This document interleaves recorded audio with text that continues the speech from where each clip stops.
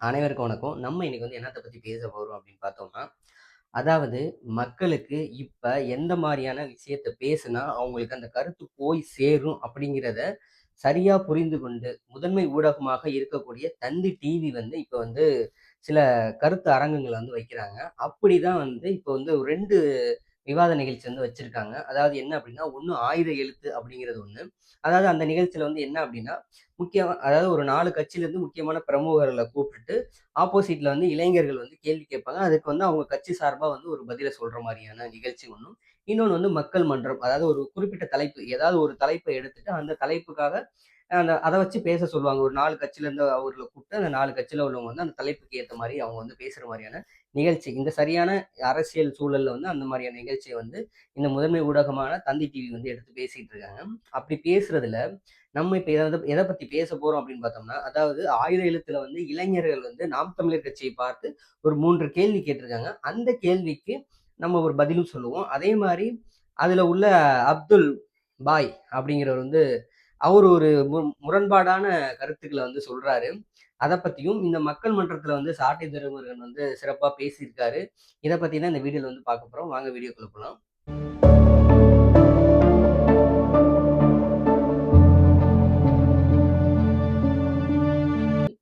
நாம் தமிழர் கட்சிய பார்த்து. அதாவது என்ன அப்டின்னா, நீங்க வந்து கொள்கை அடிப்படையா வச்சு தான் நீங்க வந்து உங்க கட்சிய கொண்டு போறீங்க. நீங்க வந்து எப்படி அந்த இது இருக்கணும் அப்டின்னா, இஷ்யூஸ் என்னவோ, அதாவது என்ன பிரச்சனையோ, அதுக்கான அரசியல தான் நீங்க பண்ணணும். அப்டிங்கிற மாரி ஒரு கேள்விய வந்து கேட்கிறாரு. ஏன்னா, இப்ப அதாவது லேபருக்கு பிரச்சனைனா அங்க கம்யூனிசம் வரும்.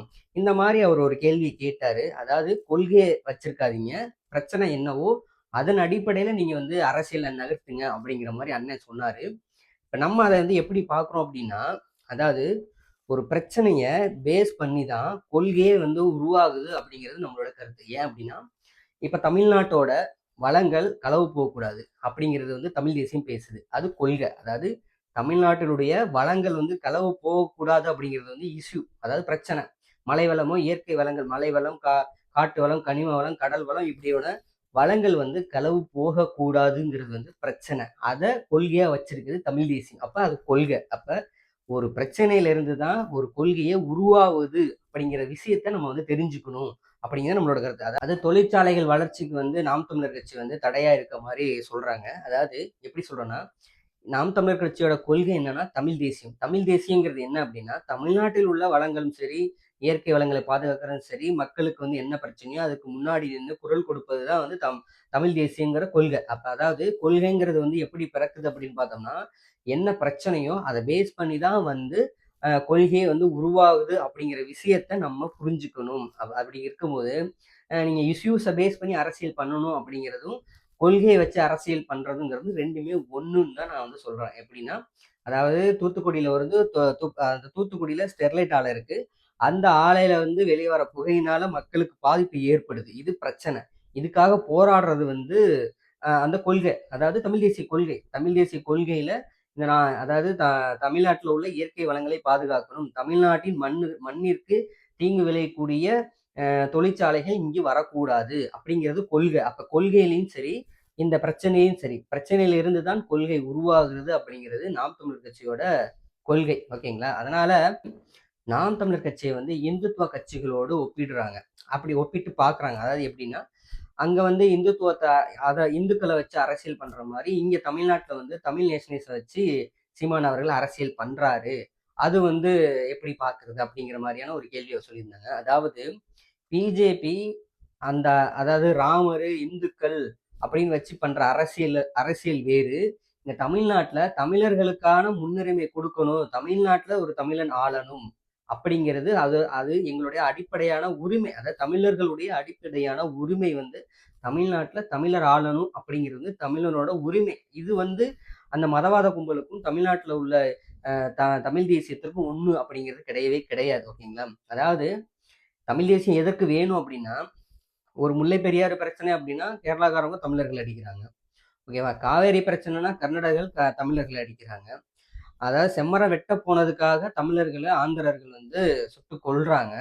இப்ப அதே மாரி இங்க கடல்ல மீன் பிடிக்க போனா, அங்க இலங்கை கடற்படையினர் வந்து தமிழக மீனவர்கள வந்து சுட்டுக் கொல்றாங்க. இதுக்காக யார் குரல் கொடுக்கிறதுன்னு நான் கேட்கிறேன். இப்ப இதுக்காக வந்து நீங்க சொல்றீங்களே, அதாவது தமிழ் தேசியம் பேசுற அவங்க தான் வந்து குரல் கொடுக்குறாங்களே, அதற்கான கேள்விய கேட்கிறாங்களே, இன்ன வரைக்கும் தமிழ் தேசியம் பேசுற சீமான் அவர்கள் தான் வந்து இதுக்கான கேள்விகள கேட்டுக்கிட்டே இருக்காரு. ஒவ்வொரு செய்தியாளர் சந்திப்பிலும் சரி, இதற்கான கேள்விய வந்து கேட்டுட்டு இருக்காரு. மத்த எந்த தலைவர்கள் இதற்கான கேள்வி கேட்கிறாங்கன்னு நான் கேட்கிறேன். அப்ப இது மாரி ஒரு தமிழர்களுக்கு ஒரு அநியாயம் நடக்குது அப்படின்னா, கேள்வி கேட்பதற்காகவது தமிழர்கள் வந்து அவங்களுடைய அதிகாரத்துக்கு வரணும் அப்படிங்கிறது தான் தமிழ் தேசியம் அப்படிங்கிறது. ஓகேங்களா? அத விட்டுட்டு நீங்க இந்துத்துவத்த கூட இங்க வந்து கம்பேர் பண்ணக்கூடாது. நாங்க வந்து இங்க வந்து அதாவது பிஜேபி வந்து அங்க பண்ற மத அரசியல இங்க தமிழ்நாட்டுல நாம் தமிழர் கட்சி பண்ணவே இல்ல அப்படிங்கிறதுக்கு ஒரு எக்ஸாம்பிள் என்ன அப்படின்னு பார்த்தோம்னா, அதாவது தமிழ்நாட்டுல அதாவது எல்லாருமே வந்து தமிழர்கள். அதாவது நீங்க முஸ்லீமா இருக்கலாம், கிறிஸ்தவரா இருக்கலாம். ஆனா ஒரு காலத்துல எல்லாருமே வந்து தமிழனாக இருந்தவர்கள் தான். அவரவர்கள் வசதிக்கு ஏற்ப, அவர்களுக்கு ஏற்ப அவங்கவங்க மதத்த வந்து கன்வெர்ட் ஆகி இருந்துகிட்டு இருக்காங்க. அதனால அவரவர்கள் அவரவர் மதத்திலே இருக்கட்டும். ஆனாலும் எல்லாருமே தமிழர்கள் தான் அப்படின்னு தான் வந்து நாம் தமிழர் கட்சி வந்து சொல்றாங்க. அப்படி இருக்கும்போது, நீங்க அங்க மத அரசியலை பண்ற பிஜேபி கூட இங்க வந்து நாம் தமிழர் கட்சிய ஒப்பிடுவது என்பது வந்து மிக தவறான ஒரு விஷயம் தான் நம்ம வந்து பார்க்கக்கூடியதா ஒண்ணு இருக்கு. ஏன் அப்படின்னா, அவங்க வந்து இங்க உள்ளவங்க எல்லாருமே இந்துக்கள் தான் வந்து முதன்மையா அவங்க வந்து பார்க்குறாங்க. ஆனா இங்க வந்து நாம் தமிழர் கட்சி அப்படி வந்து பார்க்க கிடையாது. ஓகேங்களா? பிற மாநிலத்தவர்கள் இங்க வந்து இருக்கவே கூடாது. அவங்கலாம் வந்து அவங்கவங்க ஸ்டேட்டுக்கு போகணும் அப்படின்னு இங்க நாம் தமிழ் தேசியம் பேசக்கூடியவங்க வந்து யாரும் சொல்ல முடியாது. எல்லாரும் வாங்க, வாழுங்க. ஆனா அதிகாரம் மட்டும் தமிழரிடத்தில் இருக்க வேண்டும் அப்படின்னு சொல்றது வந்து, அது அவர்களுடைய அடிப்படை உரிமை அப்படின்னு தான் நான் வந்து பார்க்கிறேன். விஜய் அரசியலுக்கு வருவதற்கு முன்பு அதாவது கட்சி ஆரம்பிக்கிறதுக்கு முன்பு வந்து விஜய்க்கு ஆதரவாக இருந்த சீமான், கட்சி ஆரம்பிச்சதுக்கு பின்பு வந்து எதிர்ப்பு நிலையில் இருக்கிறார். இதுக்கு வந்து என்ன காரணம்? அப்படிங்கிற மாதிரியான ஒரு கேள்வி வந்து கேட்டிருந்தாங்க. அதாவது சீமான் அவர்கள் வந்து அதாவது விஜய் விக்கிரவாண்டியில வந்து மாநாடு போடுவதற்கு முன்பு வரையிலுமே வந்து ஆதரவு நிலையில் தான் இருந்தார். அது என்ன அப்பயே வந்து அவரு என்ன சொல்லியிருக்காரு அப்படின்னா, விஜய் அவர்கள் வந்து அவருடைய கொள்கையை வந்து அறிவிக்கட்டும். அறிவிச்சதுக்கு அப்புறமேட்டு நம்ம அவரோட பயணிப்போமா? இல்லையா? அப்படிங்கிறதெல்லாம் அதுக்கப்புறமேட்டுக்கு பார்த்துக்கலாம் அப்படிங்கிற மாதிரியான விஷயத்த மட்டும் தான் வந்து சீமான் அவர்கள் சொல்லியிருந்தார். ஓகேங்களா? அதுக்கு முன்னாடி விஜய் அவர்கள் சீமானை சந்தித்து பேசியிருக்காங்க. 3 மணி நேரத்துக்கு மேல பேசியிருக்காங்க. பேசுனத வச்சு அவங்க கட்சியில உள்ளவங்க வந்து சரி ஓகே விஜய் வந்து அவர் வந்து நாம் தமிழர் கட்சியில வந்து சேருவாங்க அப்படிங்கிற மாரி எதிர்பார்ப்பு இருந்திருக்கும். கண்டிப்பா இருந்திருக்கும். நான் நம்புறேன். ஓகேங்களா? அதனால வந்து அந்த டைம்ல வந்து ஆதரிச்சிருப்பாங்க. ஓகேங்களா? அதாவது அவருடைய கொள்கை என்னன்னு தெரியாதப்ப. ஓகேங்களா? ஒருத்தவங்க புதுசா ஒரு கட்சி ஆரம்பிக்கிறாங்க அப்படின்னா, அவங்களுக்கு வரவேற்பது வந்து அது வந்து இயல்பு தான். அதனால அவங்கள வந்து ஆதரிச்சு, சரி கட்சி ஆரம்பிச்சாரு ஆதரிச்சாங்க. கொடிய காமிச்சாங்க, ஆதரிச்சாங்க. பேருக்கு வந்து ஆதரிச்சாங்க தான். அதாவது திராவிடம் அப்படின்னு இல்லாம தமிழர் அப்படிங்கிற இருக்கிறதுனால ஆதரிச்சாங்க தான். ஓகேவா? அதுவரைக்கும் ஓகே. ஆனா, இங்க விக்கிரவாண்டியில மாநாடு போட்டதுக்கு அப்புறமேட்டுக்கு, தமிழ் தேசியமும், திராவிடமும் இரு கண்கள் அப்படின்னு விஜய் சொன்னதுக்கு அப்புறமேட்டுக்கு தான் வந்து சீமான் அவர்கள் எதிர்த்தாரே தவிர, வேற ஒரு காரணமும் கிடையாதுன்னு தான் நான் சொல்றேன். ஏன் அப்படின்னா, கொள்கை முரண்பாடு மட்டும்தான். திராவிடத்தை ஒழிப்பதற்காக தான் சீமான் அவர்கள் 15 வருடமாக இங்க வந்து அரசியல் பண்ணிட்டு இருக்காரு. அப்படி இருக்கும்போது திராவிடத்தை விஜய் அவர்கள் வந்து தூக்கி பிடிப்பதாலேயே வந்து சீமான் அவர்கள் வந்து விஜயை எதிர்க்கிறார். இதுதான் உண்மை. மீடியாக்கள்ல வந்து அவர் வந்து அங்க இது அப்படி இப்படின்னு பேசுறது எல்லாமே வந்து பொய் அப்படிங்கிறது தான் நம்மளுடைய கணக்கு. ஓகேங்களா? அதான் வந்து அந்த நிகழ்ச்சியிலேயே வந்து இந்த முஸ்தபா இருக்காரு பார்த்தீங்களா? அவரு வந்து சீமானுக்கு வந்து ஆடு, மாடு இந்த மாரியான இதுதான் வந்து ஓட்டு போடும். மக்கள்லாம் யாரும் ஓட்டு போட மாட்டாங்க அப்படிங்கிற மாரி அண்ணன் சொன்னாரு. அவரோட தயவு செய்து வந்து இந்த தாவேக்கா தொண்டர்கள் வந்து சொல்லுங்க. நீங்க என்ன வச்சிருக்கீங்க அந்த திருக்குறள்ல இருந்து பிறப்புக்கும் எல்லா உயிருக்கும் சிறப்பொவ்வா செய்தொழில் வேற்றுமையான். இந்த குறளுக்கு என்ன அர்த்தம்னு அந்த பாய்ட்ட வந்து சொல்லுங்க. ஓகேங்களா? அதாவது முஸ்தபா அவர்ட்ட வந்து சொல்லுங்க. அதாவது பிறப்புக்கும் எல்லா உயிருக்கும் அப்படின்னா, எல்லா உயிரையுமே வந்து நம்ம சமமா பார்க்கணும். அவங்க செய்யற தொழில வச்சு வேற்றுமை பண்ணக்கூடாது. அப்போ எல்லா உயிருக்கும்னு வரும்பொழுது, இந்த அனைத்து உயிருக்குமான அரசியல நீங்க பேசுறேன்னு சொல்றது தான் அர்த்தம். ஓகேங்களா? இங்க எல்லா உயிருக்குமான அரசியல நீங்க பண்றேன்னு சொல்லும்போது, சீமான் அவர்கள் ஆடு மாடுகளுக்கான மாநாடு நடத்துறதையும், கடலுக்கான மாநாடு நடத்துறதை கேவலப்படுத்தக்கூடாது என்பது இந்த முஸ்தபா அவர்களுக்கு தெரியவில்லையான்னு நான் கேட்கிறேன். இத தொடர்ச்சியா வந்து இவர் வந்து பேசிட்டே இருக்காரு. எப்படி? தொடர்ச்சியா வந்து இவர் வந்து இத வந்து சொல்லிக்கிட்டே இருக்காரு. அப்ப என்ன இதுக்கு வந்து நீங்க வந்து அந்த பிறப்புக்கும் எல்லா உயிருக்கும் அப்படிங்கிறத நீங்க போட்டிருக்கீங்க அப்படிங்கிறது நம்மளுடைய கேள்வியா இருக்கு. ஓகேங்களா?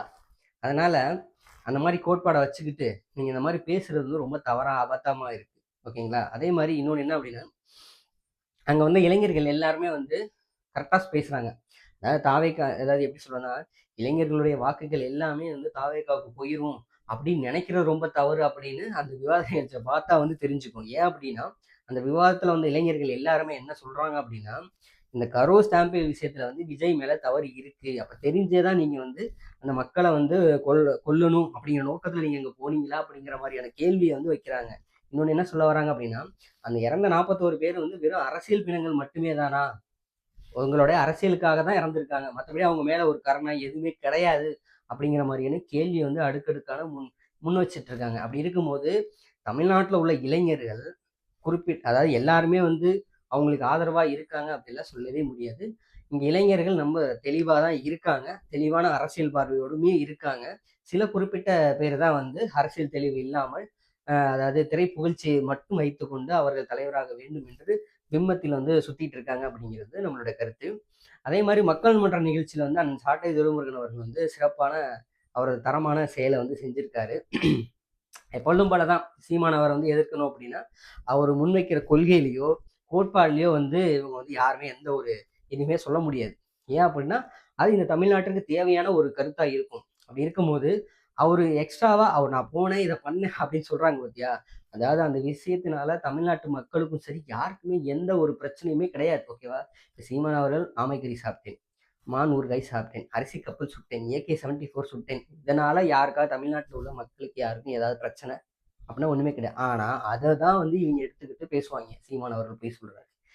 அவர் முன்வைக்கிற கொள்கைய எடுத்து நீங்க பேசுங்கடா. அதுல வந்து நீங்க வந்து இத குறை கண்டுபிடிச்சு நீங்க சொல்லுங்க. அதுனா ஒரு கருத்து, சரியான கருத்தா இருக்கும். அதை விட்டுட்டு, இந்த யாருக்கும் எந்த பிரயோஜனமும் இல்லாத ஒரு கருத்த எடுத்துட்டு வந்துட்டு இவங்க பரப்புவாங்களே தவிர, அரசியல் கொள்கை ரீதியாகவும் சரி, அவர் வைத்திருக்க அதாவது கட்சி கோட்பாடுகள்னு சொல்லி அவர் புக் வெளியிட்டிருக்காரு பார்த்தீங்களா? இதெல்லாம் நான் வந்தா பண்ணுவேன் அப்படின்னு சொல்றாரு பார்த்தீங்களா?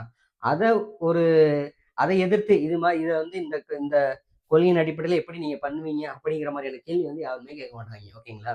ஏன்னா, அது எல்லாமே வந்து சரியான அ இதா தான் வந்து சீமான் அவர்கள் வந்து வச்சிருக்காரு. ஓகேங்களா? தற்சார்பு பொருளாதாரமா இருக்கட்டும், இந்த மருத்துவம், குடிநீர் இதெல்லாம் வந்து இலவசமா தரணுங்கிறதா இருக்கட்டும், இந்த மாதிரியான இன்னும் நெறைய விஷயங்கள் வந்து அவர் வச்சிருக்காரு. இதுல வந்து கேள்வி கேட்க மாட்டாங்க. ஓகேங்களா? ஆனா இந்த மாரி விஷயத்த வந்து இவங்க வந்து கிண்டலும், கேலியும் பண்ணுவாங்க.